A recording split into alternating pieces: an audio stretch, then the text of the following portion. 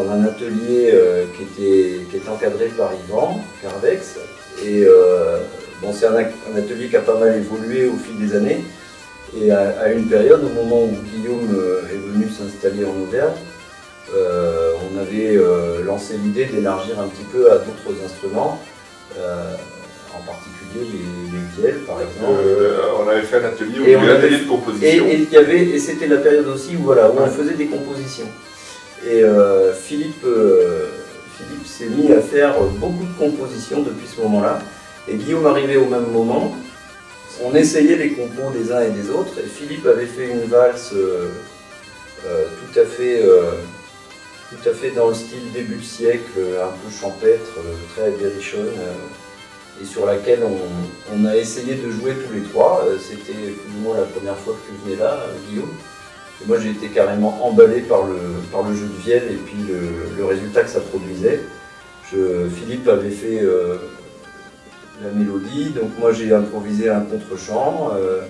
Guillaume a appris la mélodie et puis j'ai tout de suite senti qu'il se passait quelque chose de vraiment sympa, qui me rappelait des groupes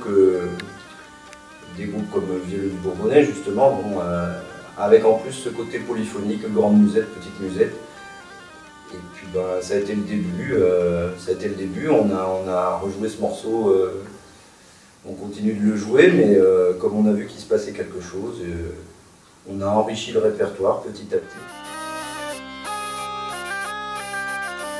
On est complètement dans une musique à bourdon, il y a une forme d'harmonisation, mais qui est du contrepoint en fait, contrepoint mélodique.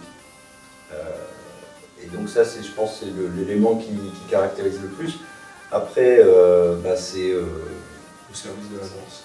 Oui, voilà, on fait quasiment que des airs de danse. Bon, on s'est un petit peu forcé pour le disque à faire quelques morceaux lents, mais c'est pas notre pratique quotidienne. Mais bon, il fallait quand même pour le disque un petit peu varier les genres. Et puis bah, au niveau de si on peut évoquer des filiations en termes de style, bah, ça ramène beaucoup vers le jeu bourbonnais, on va dire, bah, les Chavants, Vielleux du Bourbonnais, des groupes comme ça, le son un peu centre-France, quoi. Comme on le disait tout à l'heure, ce groupe il est né au moment où Philippe s'est mis à composer, et puis tout naturellement on a intégré beaucoup de compositions de Philippe. Et finalement, petit à petit, en tout cas pour le disque et pour les parties de balle qu'on fait maintenant, il y a plus de morceaux des compositions actuelles que de morceaux du fond traditionnel, quoi, de collectage ancien, quoi.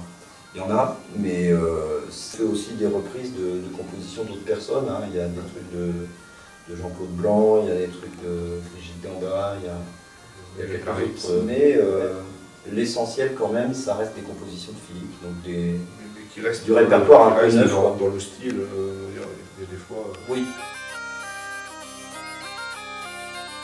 On aime le gros son en plus, donc, on appelle le gros son, ça bourdonne, donc on se met dedans,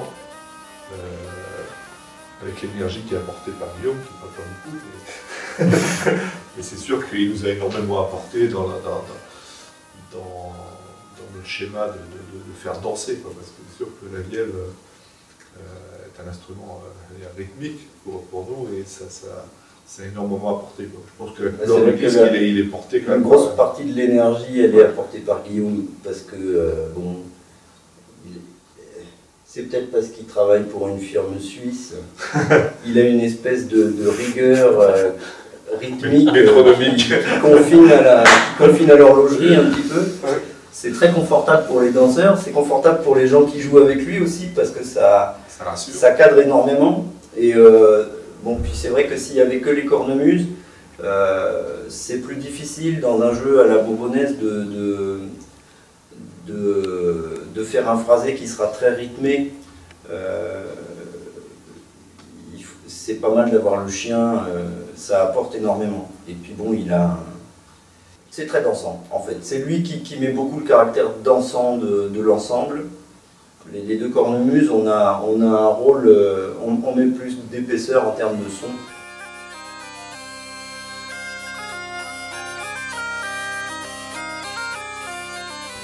Quand on voit qu'on est dans un groupe qui fonctionne, d'abord, je trouve que c'est bien de faire un disque, entre autres parce que c'est un peu comme les photos.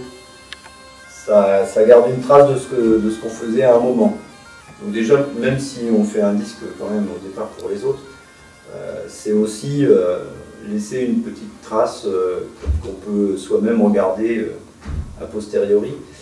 Avec nos retours, c'est ça qui nous a un peu décidé, c'est que quelquefois où on s'est produit avant, on avait des retours qui étaient positifs, qui nous ont dit pourquoi pas. Et puis après, on a eu aussi un peu des parrains un peu qui nous ont un peu poussé à le faire. On pensait Yvan forcément, et puis après Jacques Lanfranchi, forcément qui a eu la maîtrise d'œuvre un peu de tout ça, qui nous a dit bon allez, venez de toute façon. Essayez, on enregistre, si ça ne va pas, ben, rien à perdre. Donc, tout ça, ça nous a un peu poussé. Et ça s'est passé en juillet l'année dernière. Et quand on est sorti de Ars, en tout cas moi,